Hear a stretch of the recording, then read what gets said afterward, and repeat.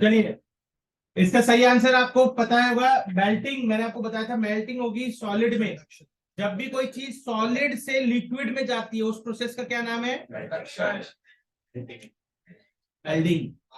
अरे भैया, हीट जब ट्रांसमिट होती है सॉलिड में उसको कहते हैं कंडक्शन। मैं पूछ रहा हूं, सुन तो लो मैं क्या बोल रहा हूं। मैं बोल रहा हूं कि जब भी कोई चीज सॉलिड से लिक्विड में जाएगी उसको क्या बोलेंगे? मेल्टिंग। गलनांक, गल रही है वो, ठीक है, गलनांक बिंदु, मेल्टिंग। और मेल्टिंग का रिलेशन किससे है? कंडक्शन से। ठीक है, उसको मैच कर सकते हैं आयरन। अब ऐसे नहीं है वैक्स मेल्ट हो रही है आप बोलो कि सर क्या उसमें कंडक्शन है? पहले का है क्या मेल्टिंग? ठीक है ना, तो कंडक्शन, मेल्टिंग, कंडक्शन। ठीक है, फिर इसके बाद बॉइलिंग। बॉइलिंग में क्या होता है कौन बताएगा मेरे को? बॉइलिंग पता है क्या होती है? टर्न। टर्न किससे चीज किस में बदलती है? शांत।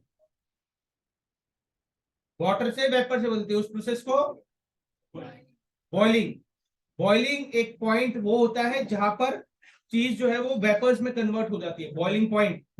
ठीक है ना, और इसी चीज को हम क्या कहते हैं? कन्वेक्शन। बताया था, इसमें हीट हुई ना, हीट हुई, तो हीट में जब हीट ने क्या कर दिया उस वाटर को कन्वर्ट कर दिया किसमें? वेपर्स में। ठीक है ना, फिर वेपर्स कन्वर्ट होते किसमें? कंडेंस होते हैं ना वो, कंडेंस। ठीक है ना, तो वो वाटर कन्वर्ट हुए। ठीक है ना, तो वो कन्वेंशन। ठीक है ना, स्पेस में मैंने बताया था आपको क्या मिलता है? रेडिएशन। जो हीट ट्रांसमिट होती है वो किससे होती है? रेडिएशन प्रोसेस से। ठीक है, तो इस तरह से ये मैच करना था इसको। ठीक है, कन्वेंशन। ठीक है ना,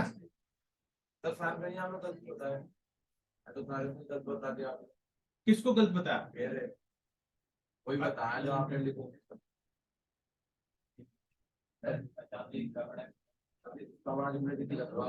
अब यार ये कटा हुआ है मुझे समझ।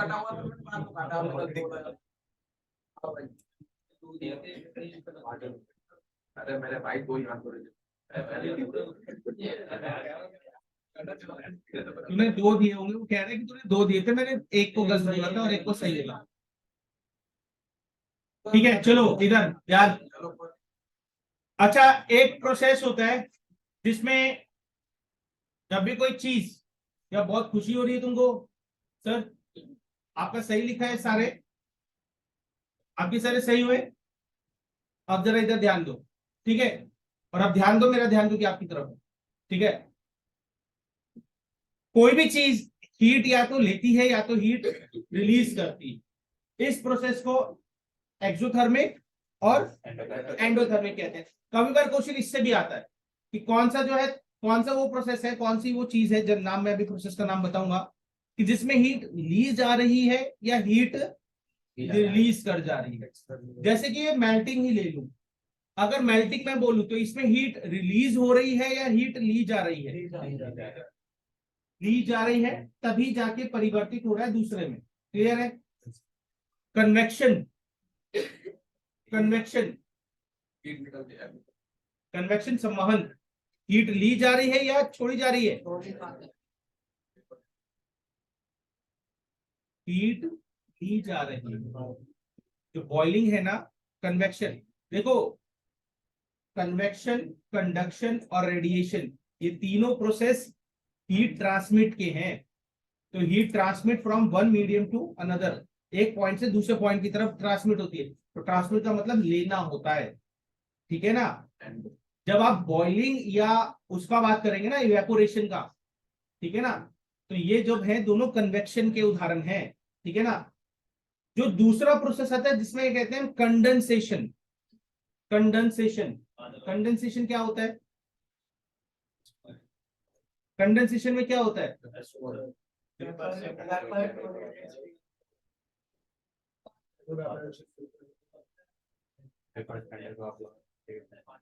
तो इसलिए कौन सा प्रोसेस है, एक्सोथर्मिक एंडोथर्मिक? इसमें हीट रिलीज हो रही, रिलीज हो रही है।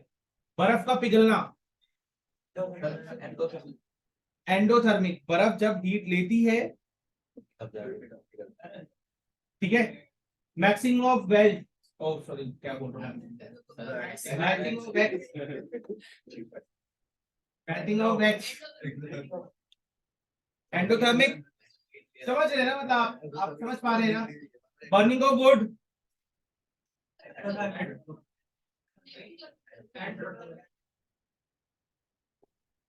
एंडोथर्मिक ना यार, वो हीट रिलीज कर रहे हैं, रिलीज क्या कर रही है, वो हीट थोड़ी एब्जॉर्ब कर रहे हैं, तभी तो जाके कन्वर्ट हो रही है एश में। नहीं समझ में आया? क्वेश्चन आपको आएगा एग्जाम्पल के साथ, प्रोसेस के साथ, ठीक है, बता रहा हूँ, बता, ठीक है, समझ में आ गया। अभी मैं लिखवा नहीं रहा, मैं जब लिखवाऊंगा तब मैं आपको बता दूं।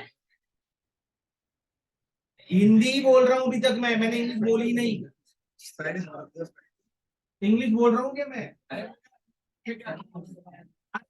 उसको डिफाइन नहीं किया अभी आपको, हमें एग्जाम्पल ही समझा रहा हूँ तुमको, हमको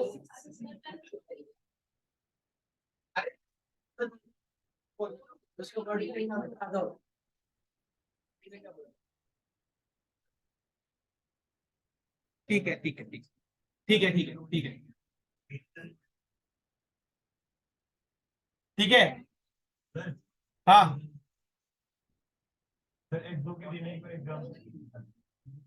जैसे कंडेंसेशन रिलीज होता है ना, अपने को हीट रिलीज हो रही है, ठीक है ना, कोई भी चीज जब बादलों का बनना ना, जो गर्म हवा होती है जब ठंडी होती है, कोई भी चीज जो ठंडी हो रही है ना, वो एक्सोथर्मिक का उदाहरण, कोई भी चीज ठंडी हो रही है वो एक्सोथर्मिक का उदाहरण, ठीक है ना, गर्म से ठंडी की तरफ जा रही है, तो अपने अंदर से हीट क्या कर रही है, वो निकाल रही है, ठीक है ना। आपकी बॉडी एक्सोथर्मिक नहीं है, हमारी बॉडी हीट हमेशा क्या करती है, ठीक है ना, तो वो अब क्या होता है कि अब हीट जब निकालेगी तो उसमें से वो बदबू आने लग जाती है ना, हम मरने के बाद एक बदबू आने लग जाती है ना, तो क्या होता है कि आसपास बर्फ क्यों रखते हैं, बर्फ इसलिए रखते हैं ताकि वो हीट क्या रहे, फ्रेश रहे। आपका खाना जब जब तक गर्म है तब तक सड़ता नहीं है, वो जब जैसे ठंडा होने लगता है उसके अंदर वो बैक्टीरिया वगैरह आने लगता है और वो उसको स्पॉइल कर देते हैं। हाँ, उसमें फ्रीजर में रखते हैं ताकि अंदर से जो हीट निकल रही है वो उसको क्या करे, उसको कंटेन करके रखे, उसको कंटेन करके रखे, ठीक है ना। नहीं नहीं नहीं नहीं नहीं, वो यार वो एक ठंडी नहीं, एक्चुअली में आप वो ठंडी का मतलब वो हीट रिलीज करना हो गया, वो ठंडी का मतलब वो वाला ठंडा नहीं है जो हमारा फ्रीजर में हो रहा है, हीट रिलीज करना हो गया। अब क्या हो जाएगा कि देखो, जब भी बैक्टीरिया होता है ना, बैक्टीरिया और ये चीजें होती हैं, ये एक उसमें पनपती हैं, ह्यूमिड मतलब एक नॉर्मल टेम्परेचर का, एक नॉर्मल टेम्परेचर पर पनपती है, तो जब वो चीज ज्यादा गर्म नहीं रहती है या ज्यादा ठंडी नहीं रहती है, तब उसके अंदर वो बैक्टीरिया वगैरह बनने लगते हैं और वो चीजें सड़ने लगती हैं, जैसे हमारी बॉडी होती है, ठीक है ना, तो ये चीज उसमें है। एक और दो चीजें हैं, इनको ना मैं नेक्स्ट क्लास में लिखवा दूंगा, पहले आप समझ लो। स्पेसिफिक हीट, विशिष्ट ऊष्मा, इसको लिख लेना, स्पेसिफिक हीट, विशिष्ट ऊष्मा, हाँ, विशिष्ट ऊष्मा, स्पेसिफिक हीट, हिंदी में कहते हैं विशिष्ट ऊष्मा, और दूसरी होती है latent heat, and latent heat, या तो आप स्पेस देके लिख लो या तो आप ऐसे लिख लो, मैं इसको नेक्स्ट क्लास में आपको लिखवाऊंगा, समझा भी दे रहा हूं। लेटेंट हीट, गुप्त ऊष्मा, लेटेंट हीट, गुप्त ऊष्मा, लेटेंट LATENT, लेटेंट हीट, गुप्त ऊष्मा, स्पेसिफिक हीट और लेटेंट हीट, ठीक है। ये मैंने एंडोथर्मिक और एक्सोथर्मिक इसमें पढ़ाया था क्योंकि इसको आगे जो मैं पढ़ाने जा रहा हूं इसके लिए ये जानना जरूरी है कि एंडोथर्मिक और एक्सोथर्मिक प्रोसेस होता क्या है, एंडोथर्मिक हीट लेना और एक्सोथर्मिक हीट रिलीज करना, ये आपको समझना जरूरी था। देखो, स्पेसिफिक हीट का मतलब होता है कि किसी भी एक पदार्थ में, या जैसे आपकी बॉडी है, इस समय आपकी बॉडी का इस समय टेम्परेचर कितना है, on an average 37 degree Celsius. ये हमने पता है ह्यूमन बॉडी का टेम्परेचर कितना है 37 डिग्री सेल्सियस। अब आपका टेम्परेचर कब बढ़ता है 38 39, ये कब होता है, या बाहर तापमान कब बढ़ता है, ये तभी बढ़ेगा जब हीट जो है एब्जॉर्ब की जाएगी, ठीक है ना, जब हीट जो है ऑब्जर्व की जाएगी, ठीक है। जब भी आप किसी भी चीज में, अब जैसे आप दौड़ रहे हो, अभी आप बैठे हो आराम से, आप दौड़ रहे हो, आपको पसीने क्यों आने लगते हैं, क्योंकि आपकी जो अंदर की बॉडी है, जो कैलोरीज है वो क्या होती है, वो बर्न होने लगती है, मतलब हीट एब्जॉर्ब हो रही है, क्योंकि बर्न हो रही है ना, वो एब्जॉर्ब हो रही है, तो इससे कारण क्या होता है, आपको गर्मी फील होती है, ठीक है ना। अब जिसके कारण आपका तापमान क्या हो जाता है, बढ़ जाता है। तो कितना आपका कैलोरी जलाएं कि उससे आपका 1 डिग्री तापमान बढ़ जाए, कितना कैलोरी जलाएं। अब ये अलग अलग अमाउंट है, आयरन में अलग होगा, वुड में अलग होगा, आपकी बॉडी के अंदर अलग होगा, पेपर के अंदर अलग होगा, हर चीज के अंदर अलग होगा। आप देखेंगे एक बड़ा सा गोला करके पेपर रख दो, उसको जलाओ, और एक सिंगल पेपर लो, उसको कोने से जलाओ, किसको ज्यादा जल्दी जलाना आसान है, क्यों, क्योंकि उसके अंदर जो मास इकट्ठा हुआ है, आप देखेंगे जब भी वो चीज इकट्ठा हो रही है उसको जलने में देर लगेगी, क्योंकि हीट जो है वो लेने में क्या होगा, टाइम टेकन लेगा, मतलब आपने वो जो मास है उसको क्या कर दिया, एक साथ कर दिया, इसका मतलब आपने उसको उसको उसकी हीट का टाइम क्या कर दिया, बढ़ा दिया। ऐसा नहीं जलेगा, नहीं जलेगा, but it will take a time. Clear है। तो आपकी बॉडी जो 37 डिग्री सेल्सियस बैठी है इस समय, मैं कितना ताप आपके अंदर क्रिएट करूं, हीट क्रिएट करूं कि आपकी बॉडी का टेम्परेचर 37 डिग्री से 38 डिग्री हो जाए। इसी चीज को हम क्या कहते हैं, स्पेसिफिक हीट। 1 डिग्री तापमान बढ़ाने के लिए आपको कितना मास की आवश्यकता है, ठीक है। लेटेंट हीट क्या कहते हैं, गुप्त ऊष्मा, कि जब तक कोई भी पदार्थ के अंदर हीट या तो रिलीज नहीं होगी या तो वो एब्जॉर्ब नहीं होगी, वो अपनी स्टेट नहीं करेगी। सबसे अच्छा उदाहरण आइस का है इसमें। आइस सॉलिड है, वो हीट को एब्जॉर्ब करता है, जिसके कारण क्या होता है, मेल्ट हो जाता है।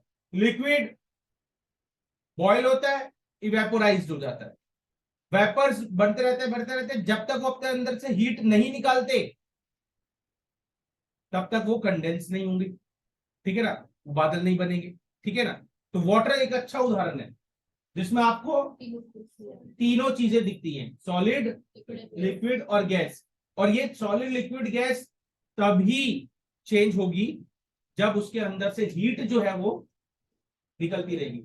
इसलिए गर्म पानी जो होता है ना, अगर आप देखें गर्म पानी में वो कम अपने को हर्ट करता है, जो एक स्टीम होती है वो अपने को ज्यादा हर्ट करती है, क्योंकि उसके अंदर लेटेंट हीट बहुत ज्यादा, गैस है ना भाई, गैस के कारण मॉलिक्यूल्स, और इनके बीच में क्या गैप आ गया, हीट आ गई। तो स्टीम आपको क्या करती है, ज्यादा जलाती है as compare to boiling point, oil point. समझ में आया। इसी चीज को हम नेक्स्ट क्लास में लिखेंगे और चैप्टर को खत्म करेंगे, ठीक है। Thank you sir.